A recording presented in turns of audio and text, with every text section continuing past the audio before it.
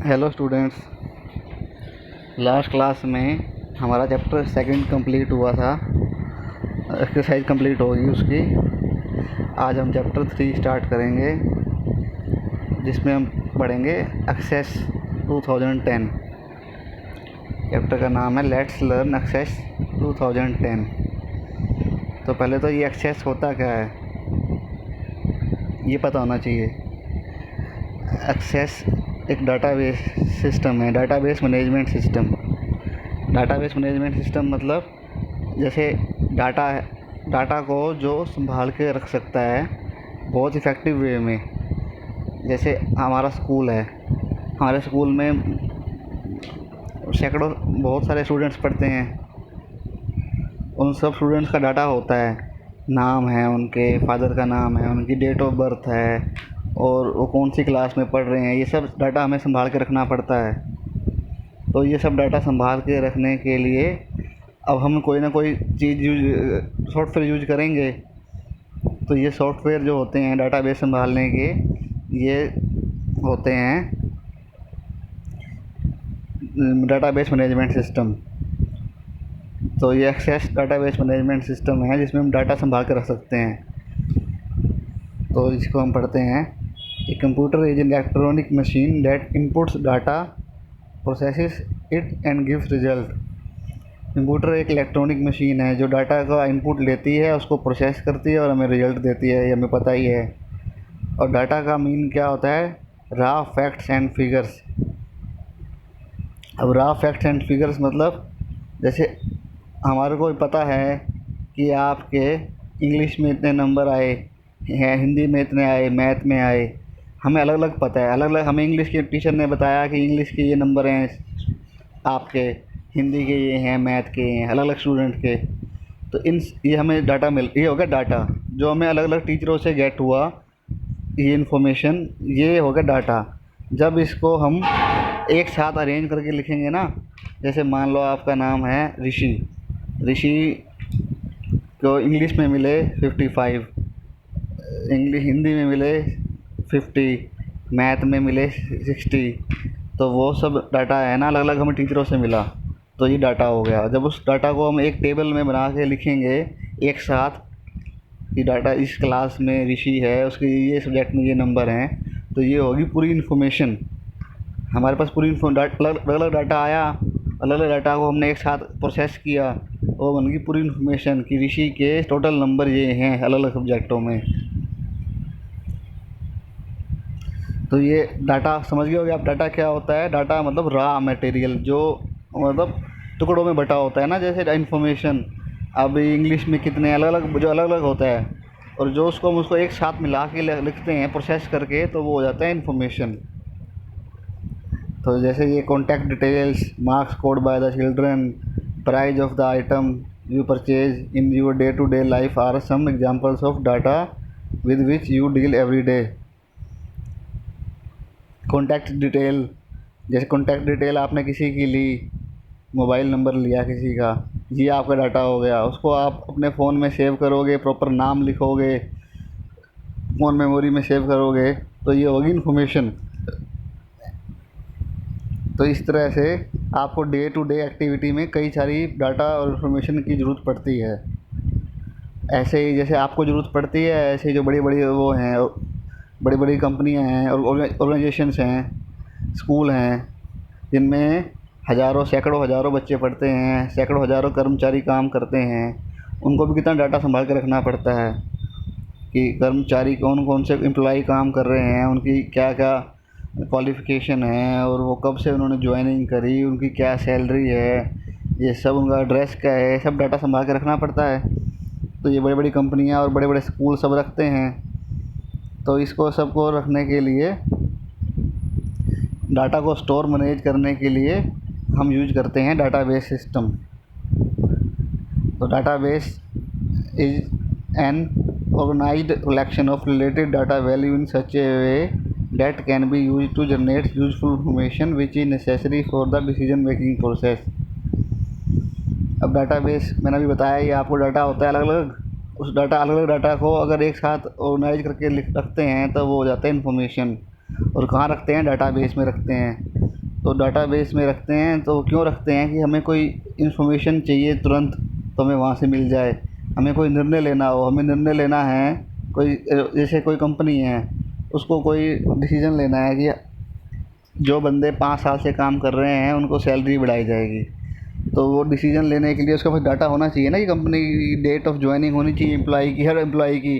तभी तो पता चलेगा उसको कि एम्प्लॉय कब से काम कर रहे हैं। तो ये सब करने के लिए डाटाबेस होता है। It is easy to maintain small database manually, but large database like the information related to the functioning of various departments in an organization is not easy to store and process manually। ये अब छोटा, जैसे किसी school में मान लो 50 बच्चे ही पढ़ रहे हैं, उसके लिए हमें डाटाबेस, बड़े डाटाबेस की ज़रूरत नहीं है। उसके लिए हम एक्सेल के अंदर ही या वर्ड के अंदर ही टेबल बना के लिख लेंगे। उसको तो हमने मैनुअली बना लिया, या कॉपी रजिस्टर में भी लिख सकते हैं अगर कंप्यूटर नहीं है तो। पर कंप्यूटर में हम एक्सेल भी यूज कर सकते हैं, वर्ड भी, अगर डाटा छोटा है तो। पर डाटा ज़्यादा है, मान लो 50 की जगह 500 हैं, और 500 की भी 5000 है। कई कई कंपनियों में 5-5 हज़ार, 10-10 हज़ार एम्प्लॉय काम करते हैं, तो उनके अंदर कैसे ये छोटा एक्सेल से कैसे होगा, बहुत दिक्कत हो जाएगी। तो ये इसके लिए हम डाटाबेस मैनेजमेंट सिस्टम यूज करते हैं। An electronic database stored in the computer stores data effectively and helps to manipulate or retrieve it very quickly and accurately। अब ये जो डाटाबेस हम पढ़ रहे हैं, ये सब इलेक्ट्रॉनिक डाटाबेस हैं, क्योंकि ये सब मैनुअली तो है नहीं, कॉपी रजिस्टर में तो है नहीं, सब के सब कंप्यूटर में सेव हो रहे हैं, इलेक्ट्रॉनिक फॉर्म में सेव हो रहे हैं, तो इलेक्ट्रॉनिक डाटाबेस हैं। और ये जो है ना, हमारे को डाटा, जैसे हमें डाटा हमने सेव कर दिया, हमें डाटा वापस भी चाहिए हमें। जैसे हमारे पास हमने डाटा डाल 10,000 एम्प्लॉयज़ का किसी कंपनी में, 10,000 में हमें अब किसी का नाम सर्च करना है या किसी को फाइंड आउट करना है, तो इनके अंदर ऐसी फीचर होती है कि हम बहुत जल्दी फाइंड आउट कर सकते हैं। हमें जाके एक एक ढूंढना नहीं पड़ेगा। सर्च लिखेंगे, search by name, search by employee ID, तो हमें उसका नाम आ जाएगा, उसकी पूरी डिटेल आ जाएगी, नाम क्या पूरी डिटेल आ जाएगी। तो इसमें ढूंढना बड़ा आसान होता है। अच्छा, हमें किसी में कुछ चेंजिंग करनी है, किसी की सैलरी घट रही है, किसी की बढ़ रही है, सैलरी बढ़ रही है, तो फिर वो उसको उसकी सैलरी वाले कॉलम में सैलरी भी तो वहाँ पर चेंज करनी पड़ेगी हमें। तो चेंजिंग करना भी आसान है, क्योंकि अगर हम जल्दी ढूंढ लेंगे तो उसमें अपडेट की ऑप्शन होती है, अपडेट से हम उसको हम चेंज कर देंगे। तो ये डाटाबेस में डाटा को रिट्राइव करना, रिट्राइव मतलब गेट करना, और मैनिपुलेट मतलब उसको चेंज करना भी बहुत आसान होता है, जल्दी हो जाता है, टाइम कम लेता है ये। और ये डाटा जो है ना, डाटाबेस में किस तरह स्टोर होता है, टेबल्स की तरह। टेबल में क्या होता है, कॉलम और रो होती है ना, आपने एक्सेल में देखा होगा और वर्ड में भी बनाया होगा, कॉलम और रो। ऐसे ही इसके अंदर, एक्सेस के अंदर डाटा स्टोर होता है कि टेबल्स के रूप में। टेबल्स में होती हैं रो और कॉलम्स। तो डाटाबेस समझ आ गई आपको। डाटाबेस मैनेजमेंट सिस्टम अब देखते हैं। डाटाबेस मैनेजमेंट सिस्टम वही है जो डाटाबेस को संभाल के रखे, जिसमें हम डाटाबेस को संभाल के रखते हैं, जिसमें स्टोर करते हैं। डाटाबेस मैनेजमेंट सिस्टम है a computer based application use to create, store and manipulate a database is called DBMS। ये कंप्यूटर बेस्ड एप्लीकेशन है जो यूज की जाती है क्रिएट करने के लिए, स्टोर और मैनिपुलेट मतलब उसमें एडिटिंग करने के लिए डाटाबेस में, और DBMS सिस्टम होता है। It helps in quick retrieve. ये हमारी डाटा को ना जल्दी गेट करने में और उसको अपडेट करने में बहुत मदद करता है, बहुत फास्ट कर देता है, चाहे कितना लार्ज कॉम्प्लिकेटेड सिस्टम हो। मतलब यहाँ 10,000 किसी किसी कंपनी में, जैसे अब भारत सरकार का डाटाबेस है, भारत सरकार में कितने कर्मचारी काम करते हैं। भारतीय रेलवे, आप एग्जांपल ले लो, भारतीय रेलवे, इंडियन रेलवे में लाखों कर्मचारी काम करते हैं, लाखों, शायद करोड़ों भी हो सकते हैं। तो वो इतने कर्मचारियों का डाटा उसको संभाल कर रखना पड़ता है ना, सबकी जानकारी उसके पास होएगी कि ये कर्मचारी हमारे पास काम करते हैं, ये इनका नाम है, ये इनका पता है, ये इनका आधार कार्ड नंबर है, ये इनकी उम्र है, ये सब कुछ पता होगा उनको। तो वो डाटाबेस उन्होंने संभाल के रखा होगा ना कहीं, तो वो इसमें कंप्यूटर में रखते हैं, डाटाबेस मैनेजमेंट सिस्टम में। उसमें से उनको गेट करना बहुत आसान होता है। अब लाखों करोड़ों कर्मचारियों का डाटा अगर वो स्टोर करेंगे कॉपी रजिस्टर में तो कितनी दिक्कत हो जाएगी, ढूंढना ही मुश्किल हो जाएगा किसी का नाम। और एक्सेल में भी करेंगे और वर्ड में भी करेंगे तो उसमें भी टाइपिंग करना और फिर गेट करना बहुत कम टाइम लगेगा, उसमें हो तो जाएगा, टाइम बहुत लगेगा। तो इसमें टाइम भी कम लगेगा और जल्दी हो जाएगा। तो इसकी हम कुछ सब वो देखते हैं, कुछ फ़ायदे देखते हैं इसके डाटाबेस मैनेजमेंट सिस्टम के। वैसे मैंने बता दिया आपको, पर ये कुछ और देखते हैं। Some advantages of database management software are, data management software is easy to learn and use. ये ना ईजी होता है लर्न करने में, ज़्यादा कॉम्प्लिकेटेड नहीं होता। इसमें कुछ कमांड्स होती हैं वो याद करनी पड़ती हैं हमें, इसलिए ईजी होता है। Database management software reduces data redundancy means duplication of data. कि जो है डाटाबेस मैनेजमेंट सिस्टम यूज करेंगे ना तो डाटा की जो डुप्लीकेशन हो जाती है ना, जैसे एक नाम 2 बार एंटर हो गया, मल्टीपल टाइम्स एंटर हो गया एक नाम, तो वो ऐसा नहीं होता। उससे उसमें एक यूनिक आईडी बन जाती है, वो दोबारा लेगा ही नहीं उसको। Database management software provides easy retrieval of data. जो डाटाबेस मैनेजमेंट सॉफ्टवेयर हैं ये डाटा का जल्दी इजी रिट्राइवल देते हैं। मतलब हमें डाटा चाहिए, हमें किसी का नाम ढूंढना है तो हम इसमें आराम से ढूंढ सकते हैं। Data management software enable easy sharing of data. इससे हम डाटा को इजीली शेयर कर सकते हैं। मान लो हमको शेयर करना है दूसरे किसी बंदे के साथ, दूसरे किसी कंपनी के साथ, तो हम शेयर कर सकते हैं easily. Database management software reduces data inconsistency. It means when one file is updated, the same data in another file is also updated by DBMS to keep data consistent in both the tables. मतलब ये है कि database management system में आपको data की ना, जैसे आपने एक टेबल, 2 टेबल हैं, 2 टेबल में, एक टेबल मैंने बताया ना आपको डाटाबेस में टेबल में डाटा स्टोर होता है। एक टेबल में नाम, एक एम्प्लॉई का नाम है और उसका नाम, उम्र और पता है, ठीक है। अब दूसरी टेबल है उसके अंदर उसी एम्प्लॉई का नाम दोबारा है और उसका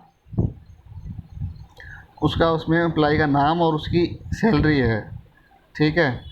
अब हम मान लो एक टेबल में नाम, सैलरी और डेट ऑफ बर्थ है, उसमें मान लो हमने एक टेबल में डेट ऑफ बर्थ चेंज करी एम्प्लॉई की, तो क्या होगा दूसरे टेबल में भी हमको जाके चेंज करनी पड़ेगी, ये तो गड़बड़ हो जाएगी, दोनों में मिसमैच हो जाएगा। फिर इसमें क्या होता है, ये आपको खुद बता देगा डाटाबेस मैनेजमेंट सिस्टम की, वहाँ पर भी चेंज कर, ये पूछ लेगा आपसे कि मैं वहाँ पर भी चेंज कर दूँ। तो मतलब आपको इतना हेडेक नहीं होगा, इतनी सिरदर्दी नहीं होगी कि मेरे को वहाँ भी ढूंढना पड़ेगा और चेंज करना पड़ेगा। ये अपने आप ही उसको आपको बताएगा और चेंज भी कर देगा आपके यस करने पर। Data management software provides data security. जो डाटाबेस मैनेजमेंट सॉफ्टवेयर है ना, वो डाटा सिक्योरिटी भी प्रोवाइड करवाता है। डाटा सिक्योरिटी क्यों प्रोवाइड करवाता है, जैसे एक्सेल में डाटा आपने स्टोर किया मान लो, तो आप कोई भी एक्सेल फाइल खोलेगा डाटा देख सकता है, उसको देख सकता है ना डाटा उसको, पर इसके अंदर डाटा स्टोर हो जाता है इनक्रप्टेड फॉर्म में। इनक्रप्टेड फॉर्म में स्टोर हो गया तो कोई भी उसको नहीं दे सकता। उसको स्टोर करने के लिए उसको यूज़र नेम पासवर्ड से लॉगिन करना पड़ेगा और प्रॉपर कमांड डालनी पड़ेगी, तभी देख सकता है। तो ये डाटा स्टोर करने में सिक्योरिटी होगी इससे। अब इसमें हम देखते हैं कि कौन कौन से डाटाबेस मैनेजमेंट सिस्टम आजकल यूज हो रहे हैं मार्केट में ज़्यादातर। तो some of the popular database management system जो यूज हो रहे हैं, वो एक तो एक्सेस है माइक्रोसॉफ्ट का, जो हम पढ़ेंगे अब। एक अपाचे ओपन ऑफिस है, एक ओरेकल है। सबसे ज़्यादा यूज तो ओरेकल और ये ओरेकल ही हो रहा है सबसे ज़्यादा यूज वैसे। ओरेकल है, माइक्रोसॉफ्ट एसक्यूएल सर्वर है, माई एसक्यूएल है, साइबेस है। ये सारे ज़्यादातर बड़े बड़े Oracle, Microsoft SQL server, my SQL, ये सारे ज़्यादातर सॉफ्टवेयर कंपनियों में और बड़े बड़ी कंपनियों में यूज होता है, क्योंकि इनके अंदर ऐसी फीचर्स होती हैं जो ये सॉफ्टवेयर से कनेक्ट हो जाती हैं। ज़्यादातर जो स्कूल्स होते हैं और छोटी होती हैं कंपनियाँ, वो यूज करती हैं एक्सेस या अपाचे ओपन ऑफिस, ठीक है। तो हम पढ़ेंगे एक्सेस को, तो आप इसको एक्सेस को हम पढ़ेंगे आगे कल। आप इसको आज को रिवाइज करना।